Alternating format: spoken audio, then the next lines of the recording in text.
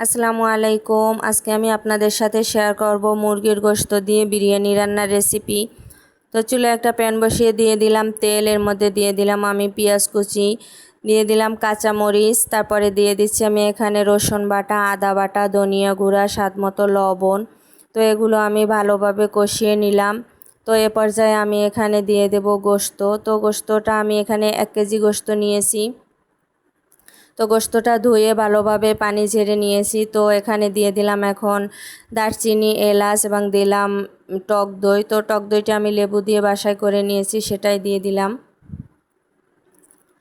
তো দিয়ে দিলাম সামান্য একটু ঝোল, ঢাকনা দিয়ে ঢেকে দিলাম। তো ঢাকনা উঠিয়ে নিলাম। গোশতটা ফাইনালি সিদ্ধ হয়ে গেছে, এখন এটা আমি উঠিয়ে নেব। তো চুলায় আর একটা প্যান বসিয়ে এখানে দিয়ে দিলাম আমি তেল। তো প্রথমে আমি আলুগুলো ভেজে নেব। তো ছোট ছোট কিউব করে আলুগুলো কেটে নিয়েছিলাম, সেগুলো ভেজে নিচ্ছি। তারপরে এখানে দিয়ে দিলাম আমি পেঁয়াজ কুচি। তো পেঁয়াজটাও আমি ব্রাউন কালার করে আলুর সাথে একবারে ভেজে নেব। তো পেঁয়াজটা ভাজা হয়ে গেছে, এ পর্যায়ে আমি এখানে অ্যাড করে দেব চাল। তো আমি চিনি গুঁড়া চাল নিয়েছি 1 কেজি।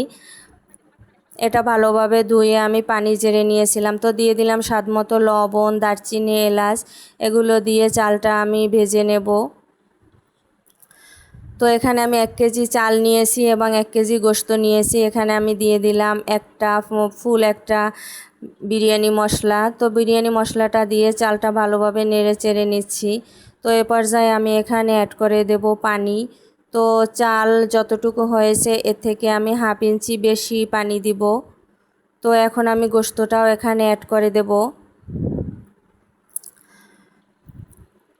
তো গোশতটা দিয়ে এখন একটু নেড়ে চেড়ে এটা একটা ঢাকনা দিয়ে ঢেকে দেব।